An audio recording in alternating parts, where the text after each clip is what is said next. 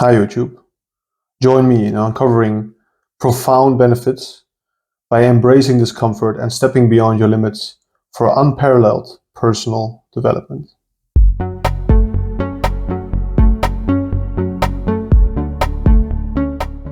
So in today's video, I want to discuss the idea of good suffering that Joe Rogan and David Goggins bring forward in their videos. You don't realize that in forcing yourself to do something very uncomfortable that you can control, like an ice bath, like a sauna, like a run, like a workout, you are eliminating another form of discomfort. You might be somewhere where it's too fucking hot. So, you might have sore legs, sore back, sore shoulder. So, the struggle is real. It never gets any easier. You gotta get harder. They're both truly great men and great examples to many, and they claim that much of their success can be connected to the ability to take on physical and mental challenge on a daily basis. Condensed to the core, their advice would be put yourself, your mind, or your body through intentional stress situations in order to grow. I'm already trying to apply this in my weekly routine, but this week I wanted to try and show you a couple of ways that you can easily apply this in your own life and different techniques that you can use to handle stressful situations. There are 3 ways in which I try to engage in intentional stressors. First, I started with a fast that lasted over 36 hours. Second, while I fasted, I engaged in a very challenging physical workout. And finally, I put myself to the test with cold exposure. While we're going to the examples that I will show in a minute, I will explain a little bit more about what's going through my mind and how I'm trying to tackle these situations and what you can learn from engaging in this kind of activity. So let's dive in. All right, so I just wanted to give a short update. Today, the mental challenge that I've set for me is fasting. So I stopped eating yesterday night. It's now around 6 and I will not eat today at all, and I might eat tomorrow morning or for lunch, depending on how I feel at night. So I'm going beyond the 24-hour fast, which is something I haven't done in a very long time. I do intermittent fasting, but that's typically from like 8 at night I stop, and then I start eating again the next day at 12. 16-hour fast. Now we'll go beyond 24 hours. But I think it's really nice to try to change the kind of mental challenges, the mental stresses that you put on yourself. To really learn, you don't want to get familiar with certain stressors. Rather, you want to train your mind that you can deal with any kind of stress. And how you can do that is by using different stress impulses. So one thing would be cold exposure, one thing would be a very hard workout, one thing would be heat exposure, fasting. These are all things that I think are very effective at that. And if you switch them around, it's not like, if you do it enough, you will get used to them individually. But if you switch it around and don't do it too frequently, it's really a challenge on your mind. Like, how can you convince yourself to keep doing something that you really don't want to? And in this case, for this fasting, I did have a couple of moments, and also right now a bit, that I'm thinking, why am I doing this actually? Like, what is it? Is it good for me? No, it's not necessarily good for me. Even if I would not fast right now, I could just record this video pretending that I am. So why am I doing it? But yeah, there's some different techniques that you can use to keep going, and they can teach you a lot about yourself. So I'm pretty excited. I think it will go well because I can motivate myself to keep going. Let's see how it goes tomorrow morning. Hey, so I just wanted to give a quick update, something that came to my mind. I was looking for something else, but I found this. And for whoever knows me, this is really one of the things that I really love. Like, it's a big treat. And I felt like it was kind of a temptation, but there's a very important realization that you should have if you do anything that is really hard for you. Which is that if I would now imagine myself eating these, I would literally feel worse. Right? So I'm satisfying the need of eating, but like right the second that I ate only one, I will feel so disappointed by myself. Continuing with what I set out to do is actually the only thing that can make me feel good. And realizing this and using that, it can help you to set yourself up for success. Is the only thing that's going to make you really satisfied. So when you see me doing these workouts while I'm in fasted state, I'm still trying to do a decent level of my usual weight and repetitions, but I'm not trying to overdo it.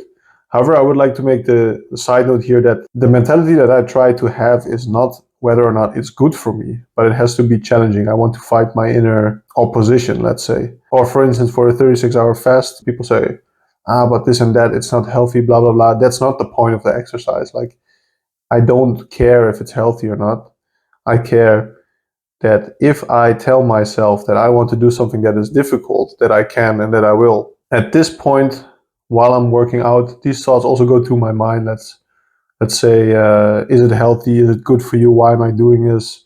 I shouldn't hurt my body. But these are, again, all excuses. And of course, there is a time and place to think about danger and health, but this is not the place. And you have to know who is boss in your brain, let's say.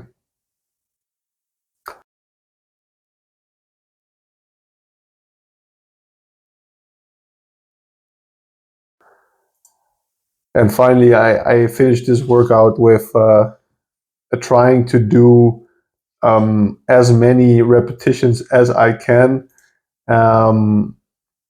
with, I think this was 110 kilos after I did the other workout before. And this was pretty hard. Like usually I do repetitions with higher weight than this, but not in a fasted state. And I typically do multiple sets of 5.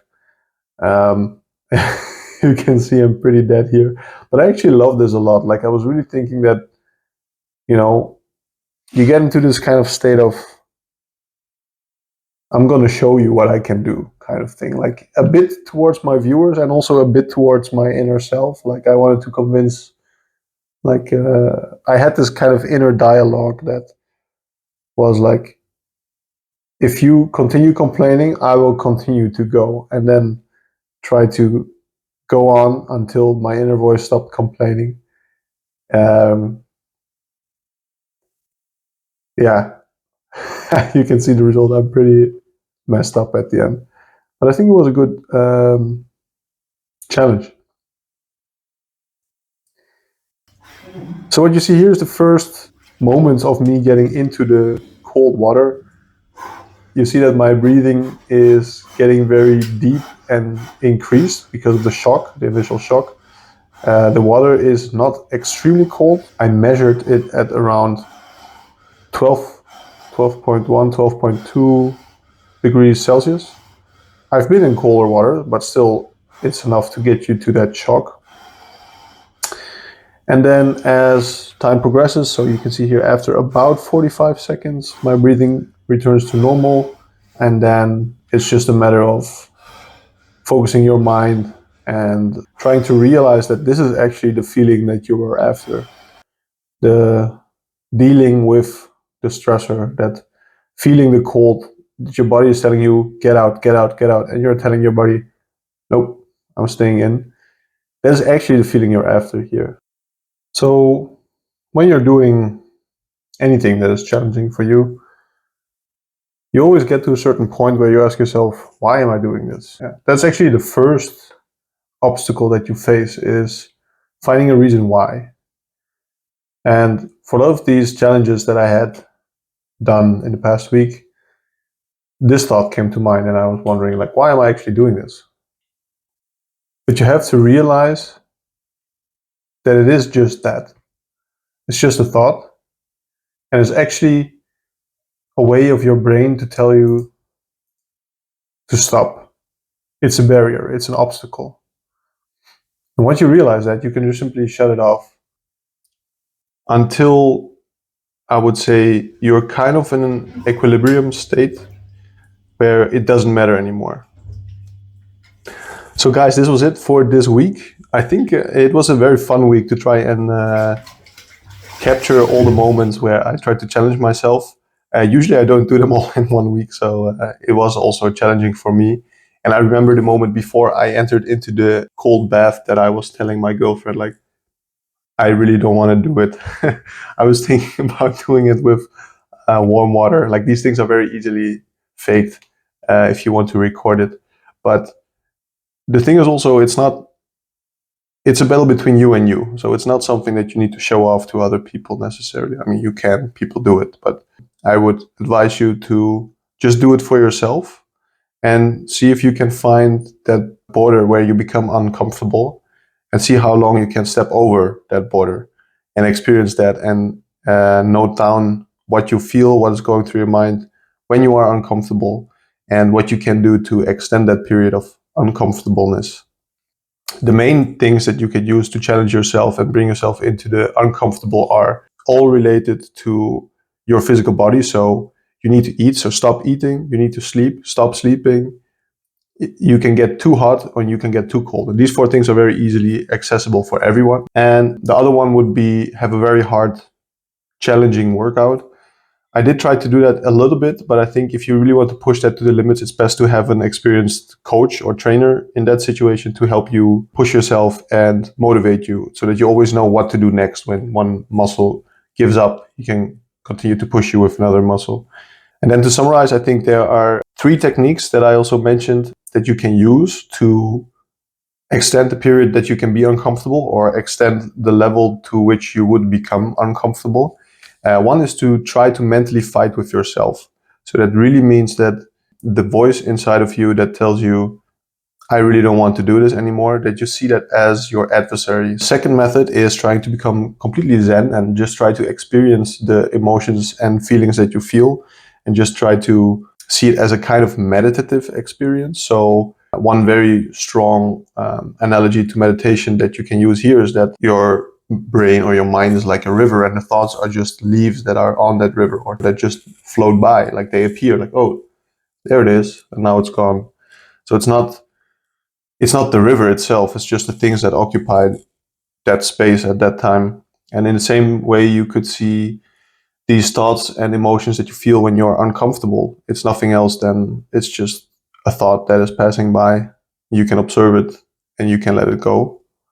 So that is the second technique. And the third technique, which I find also very interesting and fun, is a bit in between, where you try to experience the thought or the feeling that you have, but then try to condition yourself to say, look, but this is actually the feeling that I want. This is actually the feeling that I'm after. Actively try to see it as a funny experience, and try to make myself also smile and laugh while I'm in the cold water, to realize, like, all right, this is fucking cold and I want to go out, but this is actually the feeling that I'm after. Similarly to what I was talking about when I was fasting, that this hunger feeling, this feeling of craving, that's actually the feeling that you're after. If you would stop doing that by eating something, you would be so disappointed. Like, that's not what you're after. So that is opposing what you want. And if you can get into that state of mind, I think you can have a lot of fun with these challenges, and you can still get all the benefits, and you learn a lot about yourself. Final words. I think the best advice that I can give in this is try to find stuff that is challenging for you, either physical or mentally, and just try to find exactly where is that border of where am I getting uncomfortable, and can I step over that, and can I stay there longer than I thought. And you will find that it will become less and less uncomfortable, and it will trickle down to all the parts of your life. You are less reactive to stuff that is happening outside of your control, more confident for sure, because you know what you can handle. You'll be able to handle more stress, and might also enjoy stress at times. You'll get to know yourself on a different level, so you can really find out what is making you stressed and what is going through your mind in a stressful situation, which can be also useful input for if you want to do shadow work or something like that, which is a topic of another video. So thanks for watching, guys. Let me know what you think. Let me know in which ways you are trying to challenge yourself, and if there's any feedback that you have, if you want to see me do some different stuff, or if you just enjoyed the video. Give me a like if you liked the video, and subscribe if you want to see more of my content. And above all, have a nice day.